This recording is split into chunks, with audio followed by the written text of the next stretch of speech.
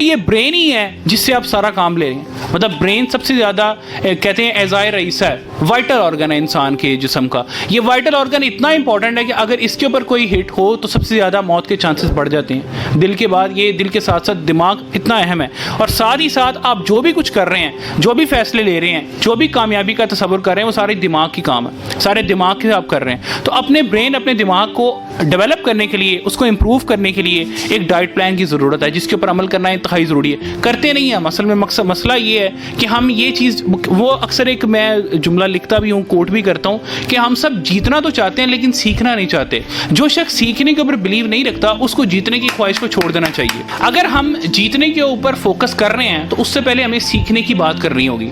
और सीखना ज़िंदगी के हर हिस्से में उतना ही इंपॉर्टेंट है जितना किसी भी हिस्से में आप समझते हैं। यानी ऐसा नहीं है आप समझते हैं कि 50 साल की उम्र में पहुँच गया हूँ। हम बेशतर ऐसे लोगों को जानते हैं, बेशुमार ऐसे नामवर लोगों को जानते हैं जिन्होंने रीडिंग से वो पीछे हो गए, सीखने से वो पीछे हो गए। तो आपको उनके अंदर कोई नई बात नज़र नहीं आएगी, आपको उनके अंदर कोई नई चीज़ नज़र नहीं आएगी, आपको उनके अंदर रेपिटेशन नज़र आएगी, आपके उनके अंदर वही रियोट्रिक चीज़ें नज़र आएंगी, उनके मकासद के अंदर भी, उनकी बात के अंदर भी, और उनके वे ऑफ लाइफ के अंदर भी। यानी आप समझते हैं कि एक शख्स ने एक बहुत ज़बरदस्त साइकिल बनाई, अब वो उसी साइकिल को बार बार प्रोड्यूस करी जा रहा है। तो जब तक वो उस साइकिल के अंदर कोई नई चीज़ सीख कर नहीं ऐड करता तो वो साइकिल पिछली साइकिल से मुमताज़ नहीं होगी, और उसकी सेल का जो कामयाबी का और उसके बिजनेस का जो नया ग्राफ था वो सेट नहीं होगा।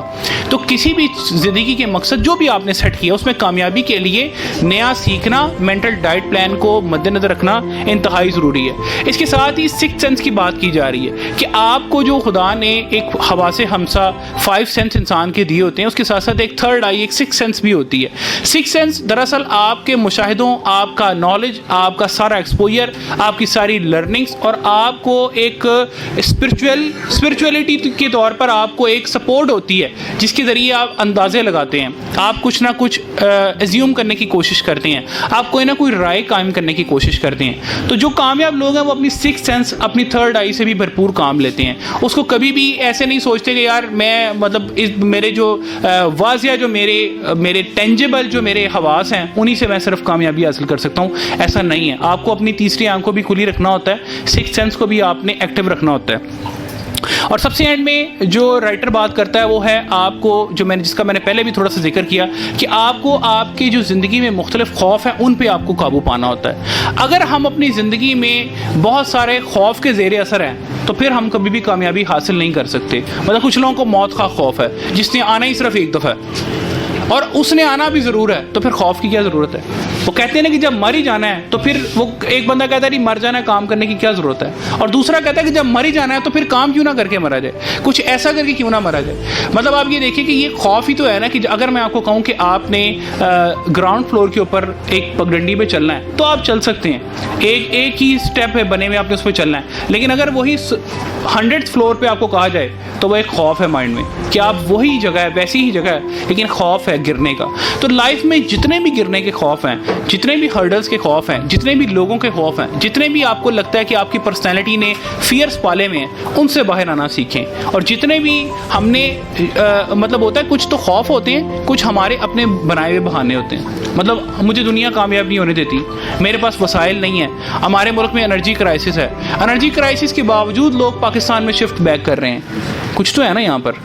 तो वजह ये है कि हमने जो खौफ है उनको ओवरकम करना होता है। मतलब हमारा पोटेंशियल जो है वो ट्रायल पे होता है। कभी भी कोई भी दूसरी ऑप्शन जो कामयाब मकसद पहले से मौजूद है वो ट्रायल पे नहीं है। सो हमने जब अपने खौफ के ऊपर काम करना है, अपने खौफ को ओवरकम करना है, तो उसके बाद हमारा कामयाबी की तरफ जाने का जो चांस है वो बढ़ जाएगा।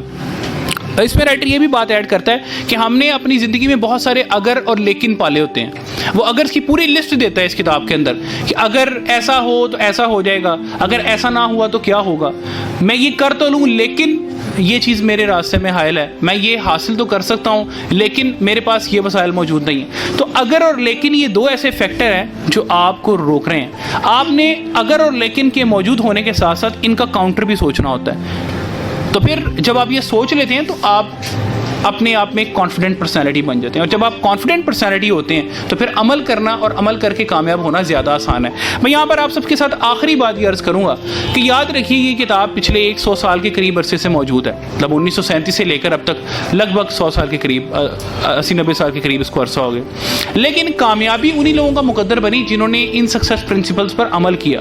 जिन लोगों ने सिर्फ इनको सुना, इनको कुछ देर के लिए अपने माइंड का हिस्सा बनाया, उसके बाद वो इसको भूल गए, कामयाबी कभी भी उनके साथ नहीं चली। क्योंकि कामयाबी तो है ही अमल करने वाले के लिए। कब्रिस्तान भरे पड़े हम देखते हैं, लेकिन कुछ लोगों का नाम ऐसा है जो यादगार बन जाता है, जो जिंदा रह जाता है, जिनका काम जो है वो लोग हमेशा याद रखते हैं। उनके मरने के बाद उनकी अजमत में, उनके लेवल में, उनके रुतबे में मजीद बढ़ोतरी आती रहती है, बरतरी आती रहती है। तो वो कौन लोग होते हैं जो एक ख़ास किस्म का पैटर्न तैयार करके, कुछ ख़ास किस्म के असूलों को मद्देनज़र रख के अपनी ज़िंदगी गुजारते हैं। तो आपने भी आज से ये फ़ैसला करना है मेरे साथ, हम सब ने मिलकर ये फ़ैसला करना है कि हम जो भी हासिल करना चाहते हैं उसके लिए हम सक्सेस प्रिंसिपल्स को ना सिर्फ सुनेंगे समझेंगे, बल्कि हम उनको अमली तौर पर भी अपनी लाइफ में अमल करने की कोशिश करेंगे।